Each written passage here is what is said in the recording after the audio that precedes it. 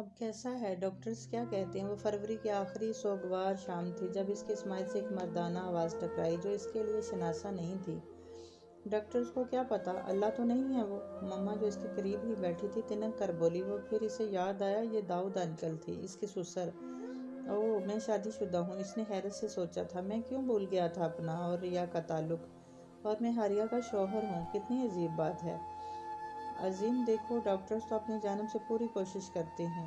اب یہ کب تک ٹھیک ہوگا؟ بظاہر تو اس میں کافی وقت لگ جائے گا۔ ریان کو لگا وہ تمہید باندھ رہے ہیں۔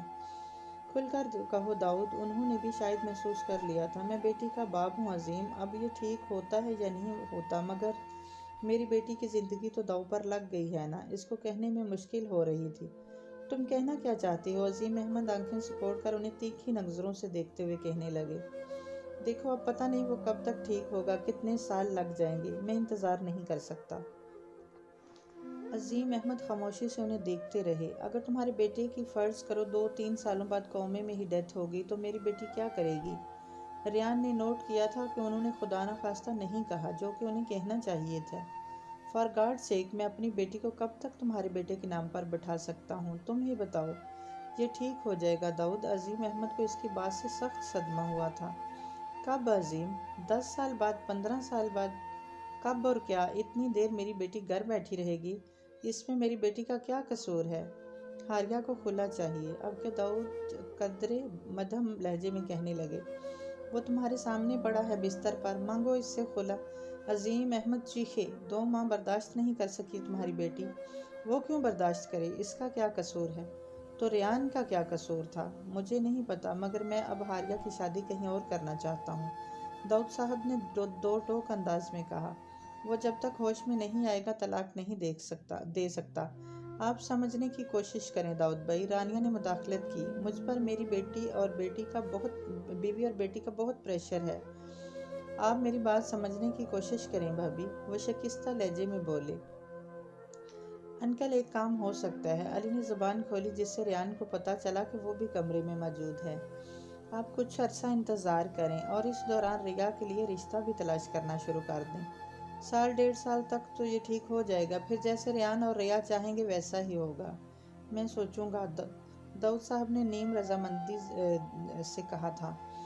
اسے اس بات پر دکھ نہیں ہونا چاہیے تھا، وہ واقعی اسے چھوڑنا چاہتا تھا، مگر پھر بھی داؤد انکل کے منہ سے یہ سب اتنی سفاکی اور بے رحمی سے سن کر اس کو بہت دکھ ہوا تھا۔ اس نے ہر روز کی طرح آج بھی خاموشی سے یہی دعا مانگی تھی کہ وہ اس طرح کومے میں مر جائے تاکہ حاریہ آزاد ہو جائے، اور اس کی دعا آج بھی رد کر دی گئی تھی۔ وہ کون تھی؟ ایک روز یوں ہی اس کے ذہن میں ایک سوچ ابھری۔ وہ لڑکی کون تھی جس سے میں نے کئی جگہوں پر اپنے پیچھے دیکھا ہے؟ وہ ہر جگہ میرا سایہ، میرا گارڈین اینجل بن کر موجود رہتی تھی۔ وہ کوئی کریزی فین نہیں تھی، اگر ہوتی تو کم از کم آٹوگراف ضرور لیتی۔ خاموشی سے ایک کونے میں کھڑی رہ کر وہ کیا تاثر دینا چاہتی تھی؟ کیا وہ صرف مجھے دیکھنے آتی تھی یا پھر مجھے دکھانے؟ یہ آخری بات ٹھیک ہے، اس نے پورے وثوق سے سوچا۔ وہ اپنا آپ دکھانے آتی تھی۔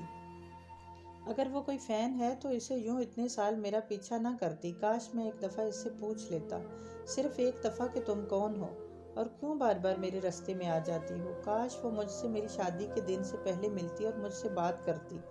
اسے یاد آیا اس نے روز بری محفل میں محض ایک لڑکی کے باعث سے انکار کرنا چاہا تھا۔ وہ کیوں اس کی وجہ سے انکار کرنا چاہ رہا تھا جس کے نام تک سے اسے واقفیت نہیں تھی؟ شاید وہ اس کا عادی ہو گیا تھا، ہر جگہ اسے لگتا وہ اس کا پیچھا کرتی ہوئی آئے گی۔ وہ اس کا انتظار کیوں کرتا تھا؟ عین شادی کے موقع پر کیوں انکار کرنے والا تھا؟ اور اگر حاریہ کی جگہ وہ اس کی زندگی میں شامل ہو جاتی تو اسے خوشی کیوں ہوتی؟ ان سب سوالوں کا جواب اس کے پاس نہیں تھا۔ شاید وہ مجھے بہت پسند تھی، یا شاید مجھے اس سے محبت ہو گئی تھی۔ اس پر ایک عجیب سا انکشاف ہوا تھا۔ جب وہ لڑکی ریان کو دکھائی دیتی، ریان کو حقیقتاً خوشی ہوتی تھی۔ وہ خوشی محض اس بات پر نہیں ہوتی تھی کہ کوئی اسے پسند کرتا ہے، وہ خوشی دراصل اس حقیقت کی بنیاد پر تھی کہ وہ اسے پسند کرتا تھا۔ اسے نہیں معلوم کب وہ انجانے میں اس کی محبت کا شکار ہو گیا۔ یہ نہیں ہو سکتا، یہ ہو ہی نہیں سکتا۔ اس نے اپنے وہمے کو دل سے نکالنے کی سعی کی، مگر اب یہ اتنا آسان نہیں رہا تھا۔ رانیہ نے بہت احتیاط سے نرس کے ساتھ مل کر ریان کا منہ کھلوا کر ٹوتھ برش کیا، پھر برش سے بال برش سے نکال کر منہ اندر سے دلوایا، صاف کیا، اس کے بعد ہونٹوں پر خاص قسم کے ڈراپس ڈالے تاکہ فنگس نہ ہو۔ پھر چہرہ دلوایا، اسے نہلایا جا چکا تھا اس لیے بال گیلے تھے۔ انہوں نے نہایت نرمی سے نرس کے ساتھ مل کر اس کی کروٹ بدلی اور کنگھی کرنے لگی، پھر کروٹ دوسری جانب کر کے کنگھی مکمل کی اور چادر اس کے جسم پر ٹھیک طریقے سے ڈالی۔ وہ اس وقت بالکل ایک بچے کی مانند لگ رہا تھا جو اسکول جانے سے پہلے ماں کے ہاتھوں سے تیار ہوتا ہے۔ نرس نے ریان کے بازو سے کپڑا ہٹا کر انجیکشن لگایا۔ ریان کے منہ سے سس کی ہلکی سی آواز نکلی۔ یہ آواز اس کے لبوں پر ہر دفعہ تکلیف پر نکلتی تھی۔ رانیہ اس کے بستر پر بیٹھ گئی اور اس کا بایاں ہاتھ اپنے ہاتھوں میں لے کر سہلانے لگی۔ میری بات سن رہے ہو ریان؟ انہوں نے اسے مخاطب کیا۔ وہ خاموشی سے آنکھیں موندے یوں ہی لیٹا رہا۔ پتہ ہے ریان، جب تم ٹھیک ہو جاؤ گے تو ہم گھر میں ایک گرینڈ پارٹی کریں گے اور اس میں مرزا جاوید اقبال اور داؤد حیات کو بھی مدعو کریں گے۔ پھر دیکھنا تمہیں صحیح سلامت دیکھ کر شرمندگی اور خوف سے ان کے چہرے سرخ پڑ چکے ہوں گے۔ ڈاکٹر نے کہا تھا وہ زیادہ سے زیادہ اس سے باتیں کیا کرے۔ وہ جانتی تھی کہ ریان کو ان دونوں مذکورہ شخصیات پر بے حد دکھ ہوگا، اس لیے اس طرح ان کا ذکر کر رہی تھی۔ اصل میں بیٹا، لوگ بے حد جیلس ہوتے ہیں، کسی شخص کو آگے بڑھتا دیکھ کر بہت جلتے ہیں، اور اگر وہ شخص بیچ راہ میں گر جائے تو ان کی تو مراد بھر آتی ہے۔ ناراض نہ ہوا کرو، ایسے لوگوں پر ترس کھایا کرو۔ ترس تو وہ خود پر کھاتا تھا، کیسے ماں کو بتاتا کہ ترس کھانے کے قابل تو وہ خود ہے۔ دروازہ کھلنے کی آواز پر جہاں ریان چونکا تھا وہاں رانیہ نے بھی پیچھے مڑ کر دیکھا۔ آ گئی، انہوں نے مسکراتے ہوئے کہا تھا۔ جی۔ انیا نے ڈال سی دوسری کرسی پر بیٹھ گئی۔ ہیشم ہاتھ میں رنگ پکڑے اس کے پیچھے چلا آیا تھا۔ ماما، یہ انتہائی فضول آدمی ہے، اس نے ہیشم کی جانب اشارہ کر کے شکوہ کیا۔ یقین کریں یہ سنڈے مارننگ کے باعث خالی سڑکوں کا فائدہ اٹھا کر 120 کلومیٹر فی گھنٹہ کی رفتار سے گاڑی اڑاتا ہوا مجھے یہاں تک لے کر آیا ہے۔ اس سے ابھی اور اسی وقت چابی ضبط کریں۔ چھوڑیں ماما، آپا پاگل ہیں۔ ہیشم نے ہنستے ہوئے دوسری کرسی سنبھالی۔ ہاں ہاں، آپا پاگل ہی ہیں جو تمہارے ساتھ آئی ہیں۔ انیا نے دانت کچکچائے۔ پانی پیو اور غصہ ٹھنڈا کرو انیا، ماما نے مسکراتے ہوئے اسے دیکھا۔ جی اچھا، انیا نے کہہ کر ہیشم کو دیکھا۔ شکل کیا دیکھ رہے ہو میری؟ پانی پلاؤ فٹافٹ، وہ مصنوعی تحکم سے بولی۔ دیکھ رہا ہوں، آپ میک اپ کے بغیر کیسی لگتی ہیں۔ بھائی صحیح کہتے ہیں، میری بیوی کی خوبصورتی میں 99% کمال میک اپ کا ہے۔ اس نے تعصب سے سر ہلایا۔ پھر وہ اپنی جگہ سے اٹھا اور سائڈ ٹیبل پر رکھے جگ سے ایک گلاس پانی بھر کر بھرا اور خود پی لیا۔ پھر دوسرا بھرا اور وہ بھی خود پی لیا۔ انیا نے قدرے تل ملا کر اسے دیکھا اور اس نے بلاخر تیسرا گلاس پانی سے بھر کر انیا کو تھمایا۔ گٹا گٹ پانی پی کر اس کی گویا توانائی بحال ہوئی اور اس نے ریان کو دیکھا۔ اور رونی، کیسے ہو؟ کیا حال ہے؟ وہ بشاشت سے پوچھنے لگی۔ ریان بھائی، مزے کی بات بتاؤں، رات انیا آپا نے ابلتا ہوا سالن آپ کی نینسی پر گرا دیا اور اس بیچاری کی فر جل گئی۔ الو کے بھائی کے سوا کچھ نہیں لگتے۔ نینسی کے فر کب جلی تھی؟ ہاں، صرف سالن ہی گرا تھا، اس نے آخری فقرہ قدرے شرمندہ ہو کر کہا۔ سالن گر گیا واقعی؟ ماما نے مداخلت کی۔ جی، پورا پتیلا۔ جھوٹے، صرف ایک ڈونگا گرا تھا۔ اور ان سب کی زندگی سے بھرپور گفتگو سن کر ریان کو پہلی دفعہ فیملی کی قدر و قیمت کا احساس ہوا تھا۔ اس نے بھی اپنی فیملی کا خیال نہیں کیا تھا، فرینڈز کا کیا تھا یا کرکٹ کا۔ دونوں کو اس کی ضرورت نہیں تھی، دونوں نے اسے غیر اہم سمجھ کر بلا دیا تھا۔ ضرورت تو اس کے گھر والوں کو بھی اس کی نہیں تھی، مگر وہ پھر بھی اس کے ساتھ تھے، ہر لمحہ، ہر پل۔ ماما نے کہا تھا سب چھوڑ جاتے ہیں، دوست، عزیز، اقارب، گھر والے، حتیٰ کہ باپ بھی، مگر ماں نہیں چھوڑتی۔ ماما کی پہلی دونوں باتیں درست نکلی تھیں۔ انسان جتنا بڑا ہوتا ہے موت اتنی ہی حقیر ملتی ہے۔ گرتا تو وہی ہے جو بلندی پر ہوتا ہے۔ بڑے بڑے سورما کیڑے مکوڑوں کے ہاتھوں مارے جاتے ہیں۔ لیونارڈو ڈا وینچی دنیا کا وہ عظیم ترین مصور جو مونا لیزا کا خالق ہونے کے ساتھ ساتھ ایک سائنس دان اور میوزیشین بھی تھا، جو بیک وقت دونوں ہاتھوں سے تصویریں بنا سکتا تھا، اس کے فن پارے شاہکار تصور کیے جاتے تھے۔ وہ ڈانچی ایک روز فالج گرنے کے باعث ساکت ہو کر رہ گیا۔ وہ آنکھوں کے علاوہ کسی شے کو حرکت نہ دے سکتا تھا۔ مارلن منرو کی شہرت اور نام دیکھ کر کس نے سوچا تھا کہ اسے ایسی موت آئے گی؟ فرعون کو پانی نے مارا تھا، نمرود کی موت ایک مچھر کے ہاتھوں ہوئی تھی، یہ تمام نامور لوگ تھے، اپنے اپنے کاموں میں انہوں نے نام کمایا، اور ان سب کا انجام کتنا حقیر ہوا۔ اور زوال تو بس عروج ہی کو آتا ہے۔ وہ بھی عروج پر بیٹھا شخص تھا جسے اللہ نے نیچے پھینکوا کر گویا موت اور زندگی آسمان اور زمین کے درمیان مطلق کر رکھا تھا۔ وہ نہ زندوں میں تھا نہ مردوں میں، اور اس حالت میں اس کا رب اسے اب تک رزق پہنچا رہا تھا، اس نے اسے اب تک زندہ رکھا ہوا تھا۔ ماما، وہ مسز علیم نہیں تھی، انیا نے رانیہ کو مخاطب کرتے ہوئے کہا۔ آخری اطلاعات کے مطابق تو تھی، اب کیا ہوا؟ رانیہ کے بجائے علی نے جواب دیا تھا۔ وہ کہہ کر دوبارہ عظیم احمد سے باتیں کرنے لگا۔ ان کی بیٹی کی شادی ہو رہی ہے نیکسٹ منتھ۔ اچھا، رانیہ نے مونگ پھلیاں کھاتے ہوئے جواب دیا۔ وہ سب اس ہسپتال میں ریان کے پاس آئے ہوئے تھے۔ کس کے ساتھ؟ ہاشمی انکل کے بیٹے کے ساتھ، انیا نے بتا کر مٹھی میں موجود تمام مونگ پھلیاں منہ میں ڈال لیں۔ کس کی شادی؟ عظیم احمد نے غالباً سنا نہیں تھا، اس لیے پوچھنے لگے۔ وہ علی کافی دیر سے کچھ ڈسکس کرنے میں لگے ہوئے تھے۔ ہاشمی انکل کے بیٹے ابراہیم، مسز علیم کی بیٹی نتاشا کی شادی ہو رہی ہے نیکسٹ منتھ۔ چونکہ انیا کا منہ بھرا ہوا تھا اس لیے بیا نے بتایا۔ ابراہیم، وہ جس کی شکل چوہے جیسی ہے؟ ہیثم نے بے ساختگی سے کہا۔ ایسے نہیں کہتے، رانیہ نے فوراً تنبیہ کی۔ انیا، رونی کی کروٹ چینج کرو، علی نے کہا تو وہ فوراً مونگ پھلی کا لفافہ ہیثم کو تھما کر اٹھ کھڑی ہوئی۔ بیا نے اس کے ساتھ مل کر ریان کی کروٹ بدلی۔ رانیہ نے دیکھا کہ اس کے منہ سے لعاب نکل رہا ہے۔ وہ جلدی سے اپنی نشست چھوڑ کر اٹھی اور اس کے لب صاف کیے۔ وہ دونوں اس وقت تک واپس بیٹھ چکی تھی۔ وہ سب اداس تھے، ان کے چہروں پر گہرے دکھ کی پرچھائیں تھیں، مگر وہ اپنی باتوں میں زندگی اور رنگینی بھر کر ریان کو اچھا تاثر دینا چاہتے تھے۔ وہ نہیں چاہتے تھے کہ ان کی پسماردہ باتیں سن کر وہ دکھی اور مایوس ہو۔ ہیثم، میں نے تمہیں مونگ پھلی کا لفافہ دیا تھا، کدھر ہے؟ اس نے ہیثم کو مخاطب کر کے کڑوے تیوروں سے پوچھا۔ یہ لیں، ہیثم نے لفافہ جس میں محض چھلکے ہی رہ گئی تھے اس کے حوالے کیا۔ مونگ پھلی کہاں ہے؟ انیا نے لفافے میں جھانکتے ہوئے حیرت سے کہا۔ مجھے کیا پتا، وہ معصومیت سے بولا۔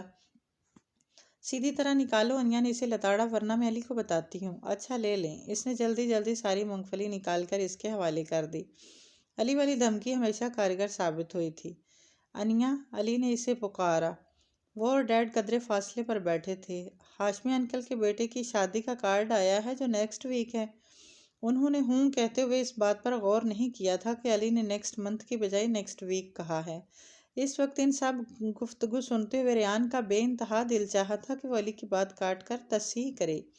بات کاٹنا اس کی پرانی عادت تھی۔ اس نے اپنی تمام تر ول پاور ہونٹ کھولنے میں صرف کی، مگر اس کے ہونٹ جنبش نہ کر سکے۔ کافی دیر مسلسل کوشش کے بعد وہ ناکام ہو گیا تو بے اختیار رونے لگا۔ اس کی بند آنکھوں سے آنسو نکل نکل کر اس کے چہرے پر بہنے لگے۔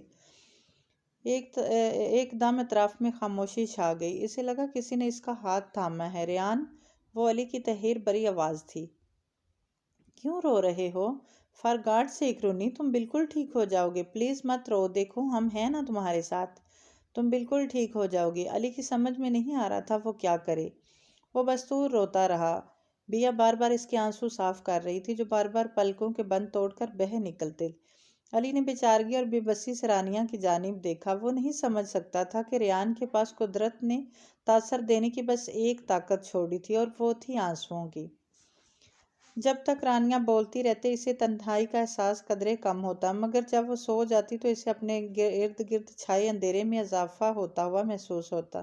اس تنہائی میں وہ بہت سوچتا تھا، روز موت کی دعا مانگا کرتا تھا۔ پھر ایک دن وہ موت مانگتے مانگتے تھک گیا تو اس نے زندگی، ایک مکمل اور بھرپور زندگی کی دعا مانگنا شروع کی، مگر یوں لگتا تھا اس کی دعا میں سے اثر ختم ہو گیا ہے۔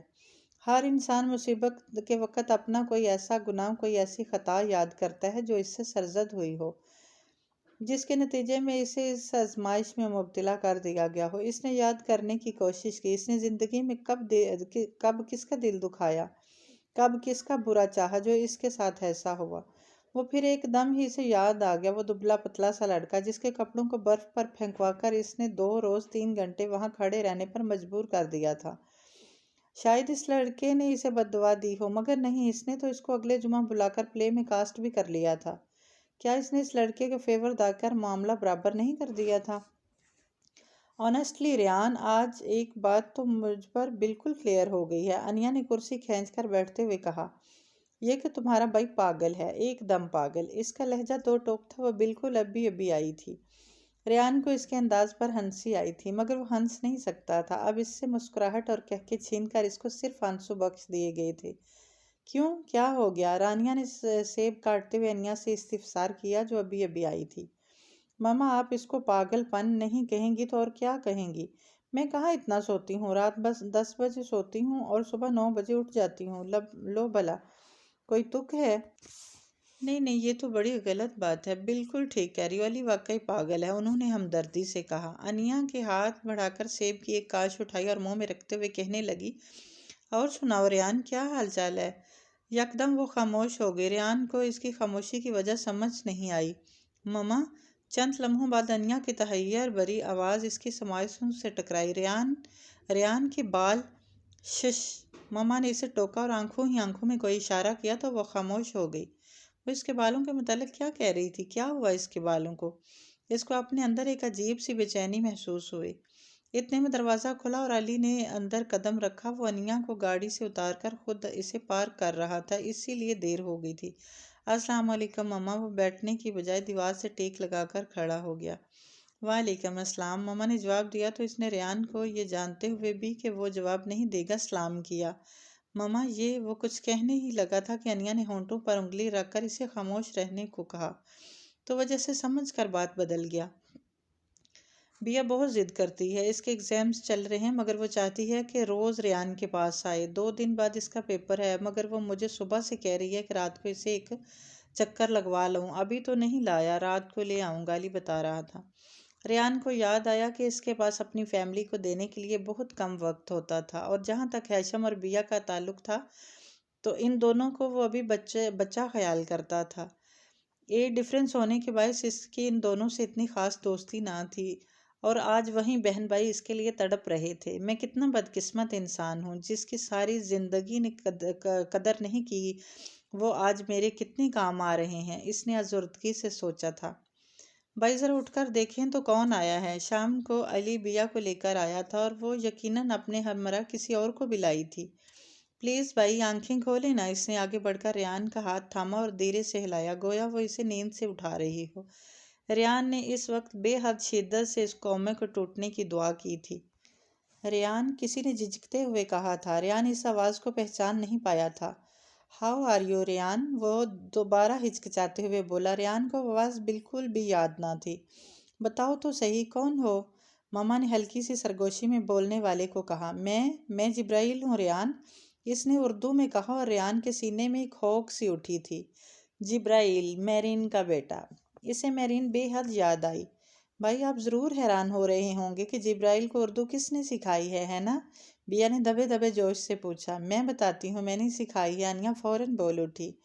خیر تمہارا کیا ہے، تم تو سالن میں چمچہ ہلا کر کہتی ہو میں نے بنایا ہے، علی نے انیا کو چڑھانے والے انداز میں کہا۔ جی نہیں، وہ منہ بنا کر بولی۔ بے شک جبرائیل سے پوچھ لو۔ جبرائیل، تمہیں اردو کس نے سکھائی ہے؟ مجھے خود آتی تھی، جبرائیل نے بے حد اطمینان سے جواب دیا۔ مائی گڈنس! اس نے حیرت سے پوری آنکھیں کھول کر اسے دیکھا۔ کتنے دن سے میں تمہاری اردو پر لگی ہوئی ہوں، اور تم انتہائی جھوٹے ہو۔ وہ اب فرینچ میں اس پر غصے ہو رہی تھی۔ کیا کروں، تم پر گیا ہوں، جبرائیل نے سنجیدگی سے کہا تو علی کا بے ساختہ قہقہ بلند ہوا تھا۔ ریان نے نوٹ کیا تھا وہ سب سے تم کہہ کر مخاطب تھا۔ یہ دوسرا ریان ہے، انیا نے حتمی لہجے میں کہا۔ جبرائیل نے مصنوعی غرور سے گردن اکڑائی۔ کہیں سے نہیں لگتا تھا کہ وہ ایک 4.5 سالہ بچہ ہے، وہ واقعی دوسرا ریان تھا۔ ریان، جبرائیل ادھر 2 ہفتے کے لیے آیا ہے چھٹیوں پہ۔ باقی سب اپنی باتوں میں مگن ہو بھی جاتے تو بھی رانیہ کو ہمیشہ ریان کا خیال رہتا۔ یہ وہ ماں تھی جس کے متعلق وہ کتنا بدگمان تھا، سمجھتا تھا کہ انہیں اس سے محبت نہیں ہے، اس سے اپنے رویے اور سابقہ خیالات پر شرمندگی ہو رہی تھی۔ جبرائیل، رونی کو کرسٹینا وغیرہ کے بارے میں بتاؤ، وہ سب کیسی ہیں، کیا کر رہے ہیں؟ ماما اب اس سے مخاطب تھی۔ کرسٹینا ہمیشہ کی طرح موٹی ہے، اس کا شوہر ہمیشہ سوکھا سڑا ہوا ہے، اور اس کے بچے ہمیشہ کی طرح بدھو ہیں۔ باقی رہا امریکہ، تو پچھلے چند ماہ میں وہاں بھی کوئی خاص فرق نہیں آیا۔ میرا اسکول بھی فضول سا ہی ہے، ٹیچر تو اور بھی پاگل ہیں، انیا سے بھی زیادہ پاگل ہیں، اس نے انتہائی سنجیدگی سے بتایا، اور ریان کو لگا وہ جبرائیل نہیں ہے۔ 25-26 برس پرانا ریان حیدر ہے۔ میں تمہیں پاگل لگتی ہوں؟ انیا نے غصے سے اس کو گورا۔ لگتی نہیں، مجھے تو یقین ہے۔ اس کی سنجیدگی ہنوز برقرار تھی۔ وہاں سب اس کی باتوں سے لطف اندوز ہو رہے تھے۔ اس کی آواز سنتے ہوئے ریان کو بہت کچھ یاد آ رہا تھا۔ اسے وہ بات سمجھ میں آ گئی تھی جو اس کے ماں باپ نے اسے بہت پہلے سمجھانے کی کوشش کی تھی۔ ڈیڈ کہتے تھے اللہ نے بغیر کسی مجبوری کے غیر مسلموں سے دوستی رکھنے سے منع فرمایا ہے۔ اس کو آج سمجھ میں آئی تھی کہ وہ صحیح کہتے تھے۔ اینجلینا بچپن میں بہت کھاتی تھی اور ریان کو کافی کثیر تعداد میں پاکٹ منی ملتی تھی۔ اینجلینا نے اس سے دوستی صرف اسی وجہ سے کی تھی۔ جب وہ آزاد و خود مختار ہو گئی تو اسے اس کی ضرورت نہ رہی۔ ڈینیل کو کتابیں پڑھنے کا شوق تھا اور وہ ریان سے اکثر کتابیں مانگ کر لے جاتا تھا۔ شاید ہی اس نے کبھی اس کی کوئی کتاب واپس کی تھی۔ وہ اکثر پیسے بھی اس سے ادھار لے لیتا تھا مگر لوٹاتا نہیں تھا۔ اس نے تو ان دونوں سے دوستی صرف دوستی کی غرض سے کی تھی۔ اسے کیا معلوم تھا کہ وہ اسے چھوڑ دیں گے۔ رنگ، نسل، مذہب، معاشرت کی کوئی اہمیت نہیں ہوتی، کبھی وہ یہ سوچا کرتا تھا۔ رنگ، نسل، مذہب، معاشرت کی کتنی اہمیت ہوتی ہے، تہذیبوں کا تصادم کیا ہوتا ہے، اسے آج علم ہوا تھا۔ جبرائیل کی آواز سن کر اس نے دل ہی دل میں پختہ ارادہ کر رکھا تھا کہ وہ ٹھیک ہوتے ہی اس کو اڈاپٹ کر لے گا۔ اس نے بہت سے ایسے کام سوچے تھے جو وہ قومے سے نکل کر ہی کر سکتا تھا۔ وہ نرس کے ہمراہ ریان کی شیو بالوں کے کٹن کرا رہی تھی جبکہ انیا قدرے فاصلے پر بیٹھی یکسوئی سے انہیں دیکھ رہی تھی۔ کچھ دیر تو وہ یوں ہی ان پر نگاہیں جمائے بیٹھی رہی، پھر یوں ہی کچھ سوچ کر اٹھ کھڑی ہوئی اور کمرے سے باہر نکل آئی۔ مسز علی، کوئی پرابلم ہے؟ ڈاکٹر طاہر ریان کے ڈاکٹر نے اس کو وہاں دیکھ کر قدرے تشویش سے پوچھا۔ اوہ نو، نتھنگ، وہ زبردستی مسکرائی۔ میں بس ویسے ہی دیکھ رہی تھی۔ آپ کے اسپتال میں قومے کے مریض اور بھی ہیں کیا؟ بلا ارادہ وہ پوچھ بیٹھی۔ جی کئی ایک ہیں، وہ کھڑے کھڑے بتانے لگے۔ آپ مجھے وزٹ کرا سکتے ہیں؟ شور، وائی ناٹ، وہ رسانیت سے گویا ہوئے۔ وہ اسے لے کر پرائیویٹ رومز کی جانب آگئے۔ پہلے کمرے کا دروازہ کھول کر اندر داخل ہوئے اور اسے اندر آنے کو کہا۔ قدرے جھجکتے ہوئے اس نے اندر قدم رکھا۔ اس کا نام سفیان ہے۔ یہ جب 10 سال کا تھا تو کوما میں گیا تھا۔ آج یہ 17 سال کا ہے مگر اسے ہوش نہیں آیا۔ یہ سائیکل چلاتے ہوئے گرا تھا، پھر اٹھ نہیں سکا۔ یہ کومے میں بالکل ریان کی طرح باتیں سنتا ہے، روتا بھی ہے، مگر خدا ہی جانتا ہے کہ یہ کب ہوش میں آئے گا۔ بستر پر بسود لیٹا لڑکا یہ بمشکل 16-17 برس کا لگتا تھا۔ وہ پچھلے 7 سال سے اس عذاب کا شکار تھا جس کا ریحان پچھلے 6.5 ماہ سے تھا۔ اس کے بہن بھائی ملنے آتے ہیں اس سے؟ اس پر اسے نگاہیں ہٹائے بغیر انیا نے سوال کیا۔ یہ اکلوتی اولاد ہے، خاندان کا واحد لڑکا ہے۔ اس کے ماں باپ روز آتے ہیں، روز صبح اور شام۔ پچھلے 7 برس سے وہ آ رہے ہیں۔ اس کا باپ مایوس ہو چکا ہے مگر ماں نہیں ہوئی۔ انیا یکٹک اسے دیکھ رہی تھی۔ اس کے دل کو کچھ ہو رہا تھا۔ آئیں چلیں، ڈاکٹر کی آواز پر وہ چونکی اور پھر سر ہلا دیا۔ دوسرے کمرے میں بستر پر ایک لڑکی لیٹی تھی۔ اس کا رنگ سانولا مگر چہرہ پرکشش تھا۔ یہ عالیہ ہے، پچھلے 12 برس سے کوما میں ہے۔ اب اس کی عمر 27 برس ہو گئی ہے۔ یہ سمندر میں زیادہ آگے چلی گئی تھی، ڈوبنے لگی تھی، لوگ اسے بچا کر لے آئے، مگر ایک بات ہے، یہ سنتی نہیں ہے، نہ ہی رو کر اظہار کر سکتی ہے۔ بس پلیز چلیں یہاں سے۔ وہ گھبرا کر ان کے ہمراہ باہر آ گئی۔ ڈاکٹر طاہر کا شکریہ ادا کر کے وہ واپس ریان کے کمرے میں آئی۔ مما اس وقت تک نرس جاگ چکی تھی اور رانیہ کرسی پر بیٹھی تھی۔ کیا ہوا؟ انہوں نے اس کی شکل دیکھی تو قطرے فکر مندی سے پوچھا۔ اس کا رنگ اڑا اڑا سا تھا۔ مما ریان کبھی ہوش میں نہیں آئے گا۔ انیا، انہوں نے حیرت اور صدمے سے اسے دیکھا۔ مما ہم 7 سال 12 سال یہاں بیٹھے رہیں گے اور یہ ہوش میں نہیں آئے گا۔ مما یہ کبھی ہوش میں نہیں آئے گا۔ وہ رونے لگی تھی۔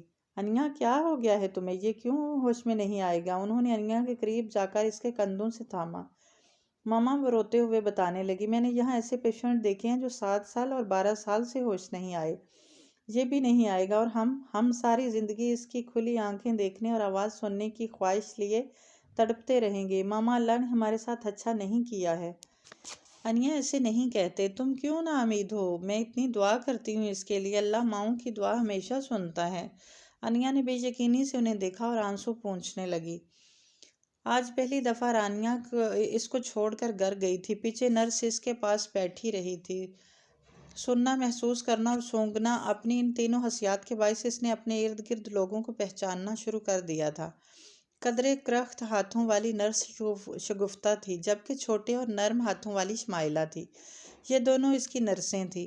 اس وقت چونکہ رانیہ نہیں تھی اس لیے ایک نرس اس کے پاس بیٹھی تھی۔ پھر دروازہ کھلنے کی آواز آئی۔ غالباً دوسری نرس اندر آئی تھی۔ پہلی نرس شگفتہ جو ریان کے ناخن کاٹ رہی تھی، اس نے آنے والی سے بولا، یہ نیل کٹر لے لیں، آپ کاٹ لیں ناخن، اور اس نے نیل کٹر دوسری والی کو تھما دیا۔ دروازہ کھلنے اور بند ہونے کی آواز اس کی سماعت سے ٹکرائی تو اسے احساس ہوا کہ نرس شگفتہ جا چکی ہے۔ اس کے ہاتھ کو ایک نرم ہاتھ نے اپنی گرفت میں لیا اور بڑی آہستگی سے وہ ناخن کاٹنے لگی۔ یہ لمس ریان کے لیے نیا تھا۔ اس نے پہلے کبھی اس ہاتھ کو محسوس نہیں کیا تھا۔ اس نے پہچاننے کی کوشش کی مگر ناکام رہا۔ اس کے ناخن کاٹ کر اس نے اس کا ہاتھ اپنے ہاتھوں میں لے کر نرمی سے سہلایا۔ ریان کا دل زور زور سے دھڑکنے لگا۔ اس کے ساتھ کون ہے؟ کیوں ہے؟ وہ ان سوالات کا جواب جاننا چاہتا تھا۔ وہ اس کے ہاتھوں کو دونوں ہاتھوں میں لیے کافی دیر تک بیٹھی رہی۔ پھر اسے اپنے ہاتھ پر نمی کا احساس ہوا اور اسے جھٹکا لگا تھا۔ وہ رو رہی تھی۔ وہ کون تھی؟ وہ کیوں رو رہی تھی؟ وہ سمجھ نہیں سکا۔ یہ سب میری وجہ سے ہوا ہے ریان۔ اس کے کانوں میں ایک آواز گونجی مگر وہ اس آواز کو نہیں پہچانتا تھا۔ تم تو شاید بھول چکے ہو کہ میں کون ہوں، مگر میں نہیں بھولی، مجھے اچھی طرح یاد ہے۔ وہ روندی ہوئی آواز سے اسے بتا رہی تھی، میں الماس ہوں، تمہاری ماما کے بوتیک پر کام کرتی تھی۔ شاید تمہیں یاد ہو ایک دفعہ تم نے فون کیا تھا اور میڈم گھر پر نہیں تھی اور میں نے فون اٹینڈ کیا تھا۔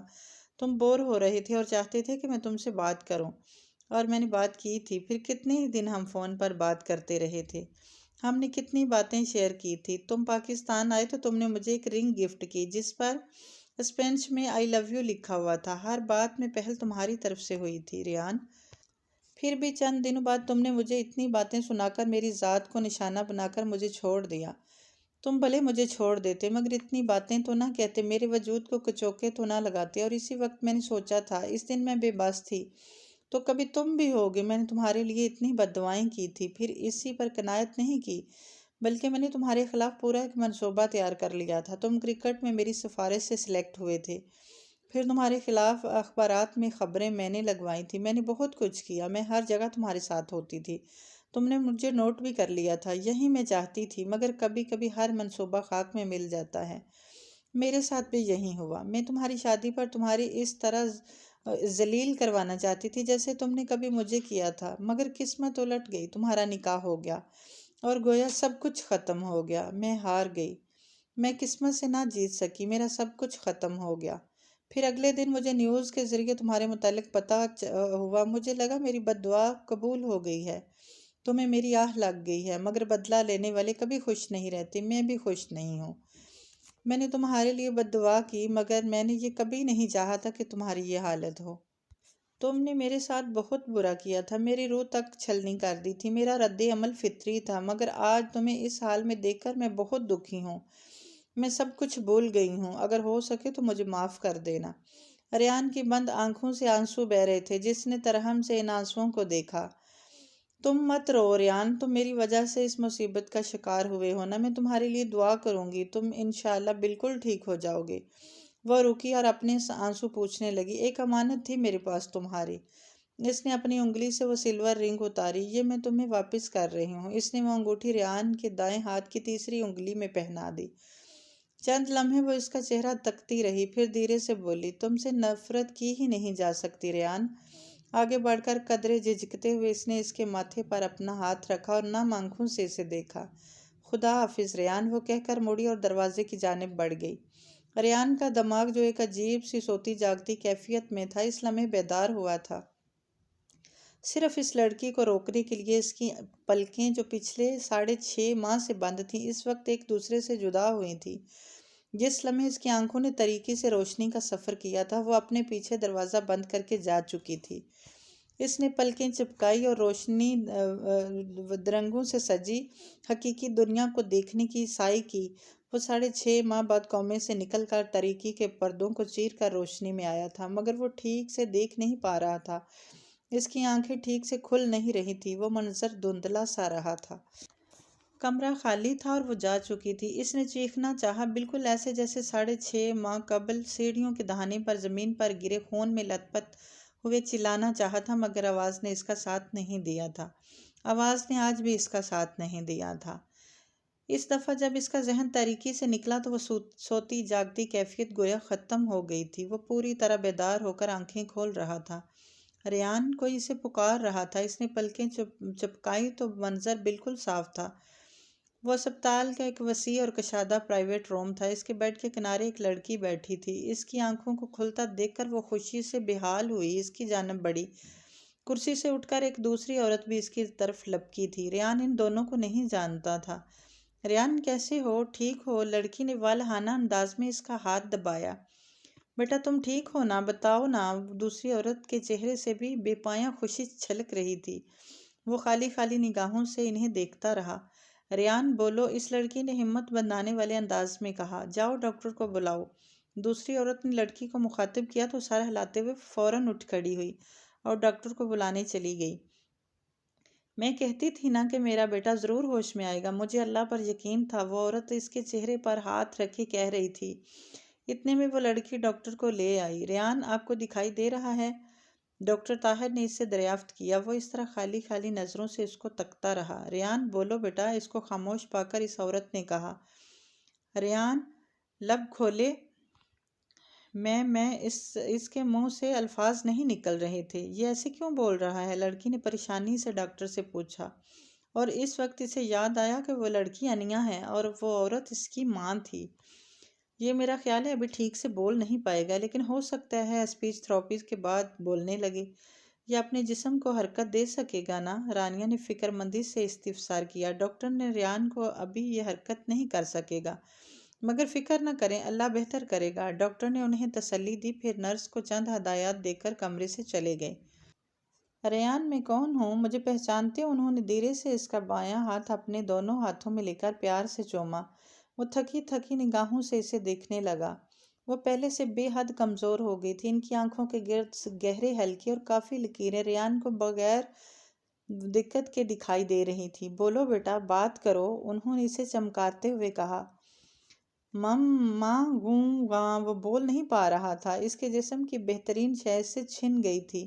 اس نے زخمی نگاہوں سے ماں کو دیکھا۔ ریان، یہ تمہارے دائیں ہاتھ میں کیا ہے؟ انیا نے اس کے ہاتھ میں موجود انگوٹھی کی جانب اشارہ کیا۔ پہلے تو یہ نہیں تھی۔ وہ آگے بڑھی اور دایاں ہاتھ تھام کر بغور وہ انگوٹھی دیکھی، پھر اسے اتارنے لگی۔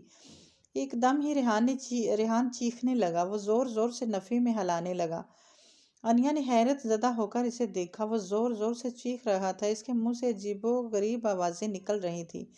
نہیں اتارتی، نہیں اتارتی، پلیز چپ ہو جاؤ۔ اس نے اسے چپ کرانے کی کوشش کی۔ وہ بڑی مشکل سے چپ ہوا، مگر ابھی تک خوفزدہ نگاہوں سے اسے دیکھ رہا تھا۔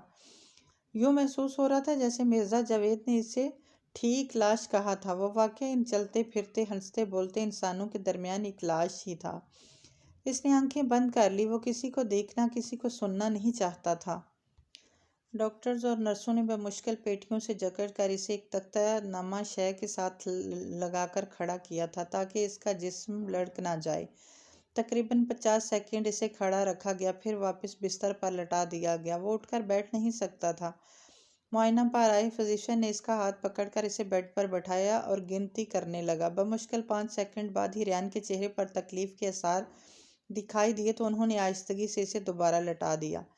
ڈاکٹرز چلے گئے تو نرس نے اس کا دایاں بازو اٹھایا اور اسے ورزش کرانے لگی۔ ڈاکٹرز کہتے ہیں تم ہمت کرو تو بالکل ٹھیک ہو جاؤ گے، رانیہ نے مسکراتے ہوئے گویا اسے تسلی دی۔ دوسری نرس نے اپنی جگہ سے اٹھ کر کھڑکی کے دبیز پردے سرکائے۔ سورج کی روشنی سیدھی اس کے چہرے پر پڑی۔ اس نے سس کی آواز کے ساتھ قدرے گھبرا کر چہرہ ایک طرف کو کیا۔ روشنی کی تپش بہت تیز تھی۔ کیا ہوا؟ روشنی بری لگ رہی ہے؟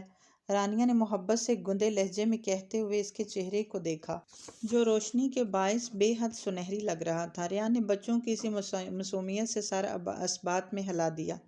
انہوں نے اٹھ کر پردے برابر کیے۔ کمرے میں پھیلی پیلی پیلی روشنی ایک دم ہی معدوم ہو گئی تو ریان کو احساس ہوا کہ اس نے اس روشنی کو کتنا مس کیا تھا۔ ماں، اس نے ماں کو متوجہ کرنا چاہا۔ رانیہ نے اسے استفہامیہ نظروں سے دیکھا۔ اس نے نگاہوں سے دیکھا۔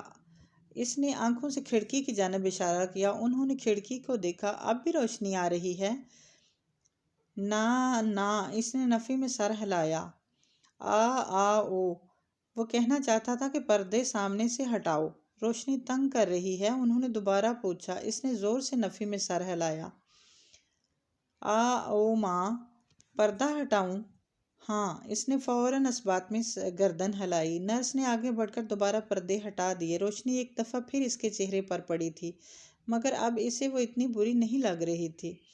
بیٹا، تمہارا بایاں ہاتھ تو کام کرتا ہے نا؟ تم تو ہو بھی لیفٹی، پھر لکھ کر بتا دیا کرو۔ وہ ٹھیک کہہ رہی تھی، وہ بائیں ہاتھ سے لکھتا تھا۔ اس نے اپنے بائیں ہاتھ کو دیکھا جس کی اب نرس ورزش کرا رہی تھی۔ رانیہ نے پین اور پیپر نکال کر اس کے سامنے کیا۔ اس نے پین بائیں ہاتھ میں لیا اور کاغذ کے ساتھ لگایا تاکہ لکھنا شروع کرے۔ چند لمحے تک وہ یوں ہی پین پکڑے کاغذ کو دیکھتا رہا، مگر ہاتھ کو حرکت نہ دی۔ ریان، لکھو نا، وہ حوصلہ افزا انداز میں کہنے لگی۔ ریان نے سر اٹھا کر انہیں دیکھا۔ ان کی نگاہوں میں ایک عجیب بیگانگی اور وحشت تھی۔ لکھ کیوں نہیں رہے؟ وہ پوچھنے لگی۔ وہ اس طرح ان کے چہرے پر نگاہیں جمائے رہا۔ وہ اس کو کیسے بتاتا کہ وہ لکھنا بھول چکا تھا؟ اسے ہر زبان بھول چکی تھی۔ کیا ہوا رونی؟ لکھتے کیوں نہیں؟ ان کے چہرے پر فکر مندی کے آثار واضح طور پر اسے دکھائی دیے۔ اس نے نفی میں سر ہلا کر پین چھوڑ دیا۔ پین نیچے گر گیا۔ وہ چند ثانیے یوں ہی اپنے ہاتھ کو دیکھتا رہا، پھر رونے لگا۔ ریان، نہیں! ماما نے آگے بڑھ کر اسے گلے لگا لیا اور اسے چپ کرانے کی کوشش کرنے لگی، مگر وہ روتا رہا۔ وہ ہیرو سے زیرو پہ پہنچ گیا تھا۔ اسے 4 زبانیں آتی تھی، اب وہ سب بھول گیا تھا۔ وہ نہ لکھ سکتا تھا اور نہ پڑھ سکتا تھا۔ کیوں ہوا تھا اس کے ساتھ یہ سب؟ اسے یاد آیا تھا ماما ہمیشہ کہا کرتی تھی کہ ہر نماز کے بعد یہ دعا کیا کرو کہ اللہ ہمیں کبھی کسی کا محتاج نہ کرے، اور اسے یاد آیا اس نے کبھی یہ دعا نہیں کی تھی۔ بھائی، بیا کی آواز پر چونکا۔ کون سا چینل لگاؤں؟ وہ ہاتھ میں ریموٹ لیے پوچھ رہی تھی۔ ریان کو یاد نہیں آیا کہ وہ کب آئی تھی۔ اس کی یادداشت دن بدن کمزور ہوتی جا رہی تھی۔ شاید وہ صبح آئی تھی جب انیا اور ماما گھر گئی تھی۔ نیوز لگا دوں؟ اس نے دوبارہ پوچھا۔ اس نے اس بات میں سر کو جنبش دی۔ بیا نے نیوز لگا دی اور چپس کا پیکٹ کھول کر کھانے لگی۔ اس کو وہ کڑچ کڑچ کی آواز بے حد بلی معلوم ہو رہی تھی۔ بیا بہت لکی تھی کیونکہ اس کے پاس کھانا کھانے کی صلاحیت تھی جس سے ریان محروم تھا۔ اس نے بھی بیا کی طرح اپنی نگاہیں ٹی وی یا اسکرین پر مرکوز کر دی۔ عین اسی وقت اسپورٹ نیوز آنے لگی۔ اس کے سینے میں ایک ہوک سی اٹھی۔ نیوز کاسٹر کی زبانی یہ سن کر کہ پاکستانی ٹیم دورہ انگلینڈ میں 3 ٹیسٹ میچوں کی سیریز 3-0 سے ہار گئی ہے، اسے بہت افسوس ہوا۔ اگر وہ کپتان ہوتا تو شاید اتنی بری طرح نہ ہارتی۔ ارغمان مرزا کی خراب پرفارمنس اب سلیکٹرز کے لیے سوالیہ نشان بن کر رہ گئی تھی۔ باسوق ذرائع سے معلوم ہوا کہ دسمبر میں ہونے والی سیریز کے لیے پاکستانی کرکٹ ٹیم کے حتمی کپتان کا اعلان نومبر میں کر دیا جائے گا۔ نیوز کاسٹر اب ٹینس کے متعلق بتانے لگی تھی، مگر ریان کے دماغ کی سوئی بس ایک جگہ اٹک گئی تھی۔ دسمبر میں کپتانی۔ اس نے ذہن میں حساب لگانا شروع کیا۔ کافی دیر تک وہ خاموشی سے اسکرین پر نگاہیں مرکوز کیے رہا، پھر بالآخر اس نے دل ہی دل میں ایک ارادہ کیا۔ 4 ماہ میں 120 دن ہوتے ہیں۔ 120 دن اس کو کافی لگ رہے تھے۔ اس بات نے آنے والے دنوں میں رانیہ کو حیران کر کے رکھ دیا۔ ریان کا رویہ اچانک ہی بدل گیا تھا۔ وہ ورزشوں میں حصہ لینے لگا تھا، بولنے کی کوشش کرتا، مسکراتا۔ اس کے اندر آئی یہ تبدیلی رانیہ کے لیے جہاں حیران کن تھی، وہاں حوصلہ افزا اور خوشگوار بھی تھی۔ ڈاکٹر بہت خوش تھے۔ ان کا خیال تھا کہ اگر اسی طرح ریان خود ہمت کرے تو وہ ٹھیک ہو سکتا ہے۔ تقریباً 3 ہفتے بعد اسے ان نالیوں سے چھٹکارا مل گیا جن کی کھانے کے قابل ہو گیا۔ رانیہ اسے خود اپنے ہاتھوں سے کھلاتی، بالکل ایسے جیسے بچپن میں کھلاتی تھی۔ ایسے وقت میں انہیں ریان کی وہ معصوم اور بچکانہ خواہش بہت یاد آئی تھی جو اس نے ایک ٹی وی انٹرویو میں کی تھی۔ میرا دل چاہتا ہے میرا بچپن لوٹ آئے، جب ماما مجھے اپنے ہاتھوں سے کھانا کھلاتی تھی، جب وہ میرے بالوں میں کنگھی کرتی تھی۔ ہم بھی خدا سے جانے کیا کیا مانگ بیٹھتے ہیں، مانگنے کا وقت یہ بھی نہیں سوچتے کہ یہ دعا ہمیں کہیں کا نہیں چھوڑے گی۔ ستمبر کے پہلے ہفتے میں وہ اٹھ کر بیٹھنے لگا، مگر بہت تھوڑی دیر کے لیے، اور اس کا دایاں ہاتھ بھی کچھ کام کرنے لگا تھا، مگر وہ بول نہیں سکتا تھا۔ یہ ستمبر کے پہلے ہفتے کی ہی بات ہے کہ نیورولوجسٹ اور فزیشین کی ٹیم اس کے معائنہ پر آئی تھی۔ نیورولوجسٹ ڈاکٹر رضا ریان سے اس کی طبیعت کے متعلق استفسار کر رہے تھے اور ریان ہوں ہاں میں جواب دے رہا تھا، جب اچانک وہ خاموش ہو گیا۔ ریان، ڈاکٹر نے اسے مخاطب کیا۔ ریان مسلسل آنکھیں چپک اور مسل رہا تھا۔ پھر اس نے سر اٹھا کر گویا آنکھیں پھاڑ پھاڑ کر دیکھنے کی کوشش کی، پھر ادھر ادھر دیکھنے لگا۔ اسے کچھ دکھائی نہیں دے رہا تھا، آنکھوں کے آگے اندھیرا چھا رہا تھا۔ پھر اسے لگا کمرے کی لائٹس آف ہو گئی ہیں، مگر پھر اسے احساس ہوا کہ اس کی بینائی چلی گئی ہے۔ وہ ہراساں ہو کر زور زور سے چلانے اور رونے لگا۔ اسے نرسوں اور رانیہ نے کندھوں سے تھام لیا، مگر وہ زور سے چلانے لگا۔ ڈاکٹر نے اسے انجیکشن لگایا۔ آدھے گھنٹے بعد جب وہ ہوش میں آیا تو اس کی آنکھیں ٹھیک کام کر رہی تھیں۔ پھر یہ اکثر ہونے لگا۔ شروع میں اس کی بینائی چلی جاتی، مگر رفتہ رفتہ آنکھوں کے آگے دھندلاہٹ چھانے لگی۔ پھر آہستہ آہستہ یہ بھی ختم ہو گئی اور اس کی آنکھیں ٹھیک کام کرنے لگی تھیں۔ اپنے دونوں ہاتھوں، بازوؤں، گردن اور کمر کے علاوہ جسم کا کوئی اور حصہ باوجود علاج کے واپس نہ پا سکا، لیکن ستمبر کے تیسرے ہفتے میں وہ اسے ویل چیئر پر بٹھانے میں کامیاب ہو گئے تھے۔ اس نے دھیرے دھیرے آنکھیں کھولی اور منظر دیکھنے کی کوشش کی۔ بیڈ کی دائیں جانب دیوار سے لگے کاؤچ پر بیٹھے رانیہ اور عظیم احمد اپنی طرف دیکھتے نظر آ رہے تھے۔ اٹھ گئے؟ اس کو جاگتا دیکھ کر رانیہ کے چہرے پر ایک شفیق سا تبسم بکھر گیا۔ اس نے ہولے سے کہا۔ انہوں نے اس کے ماتھے پر آئے بال پیار سے ہٹائے اور نرمی سے چہرے پر ہاتھ رکھ کر پوچھنے لگی، کچھ کھاؤ گے؟ اس نے نفی میں گردن ہلائی اور پھر ڈیڈ کی جانب دیکھا۔ اسے وہ پہلے سے زیادہ بوڑھے لگے تھے۔ اس نے اپنی طرف متوجہ پا کر وہ کہنے لگے، ریان، ہم تمہیں گھر لے جائیں؟ انہوں نے پیار سے پوچھا۔ کیا ایسا ممکن ہے؟ ریان نے حیرت سے سوچا۔ کیا ہم اسے لے جا سکتے ہیں؟ ماما نے اس کے دل کی بات کر دی تھی۔ میں ڈاکٹر سے پوچھوں گا۔ چلو بھائی ریان، اب تمہاری دوائی کا ٹائم ہے۔ شمائلہ کمرے میں داخل ہو کر گرم جوشی سے مسکراتے ہوئے بولی اور ہاتھ میں انجیکشن پکڑے اس کے قریب آ گئی۔ ریان بے اختیار مسکرا دیا۔ اسے وہ نرس بہت اچھی لگتی تھی۔ مما نے اس کی آستین اوپر کی اور سسٹر شمائلہ نے وہ انجیکشن اس کے بازو میں چبو دیا۔ ایک سسکاری اس کے لبوں سے نکلی تھی۔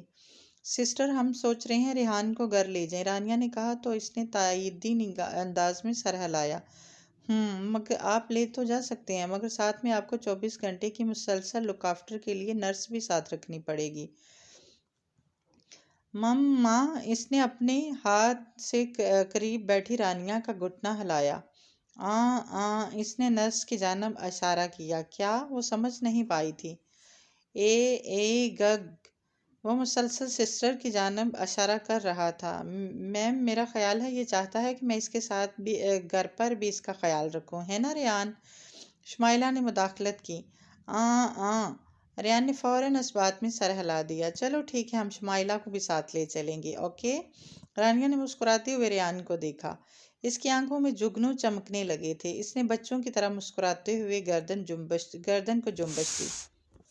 17 ستمبر کو ریان کو ڈسچارج کر دیا گیا۔ اسے ویل چیئر پر بٹھا کر جب کمرے سے باہر لایا گیا تو وہ ایک دم گھبرا گیا۔ اس نے ہراساں ہو کر ماں کو دیکھا، جو اس وقت علی اور عظیم کے ہمراہ اس کے ساتھ ساتھ چل رہی تھی۔ اس کے چہرے کے تاثرات پر انہوں نے سوالیہ انداز میں اسے دیکھا۔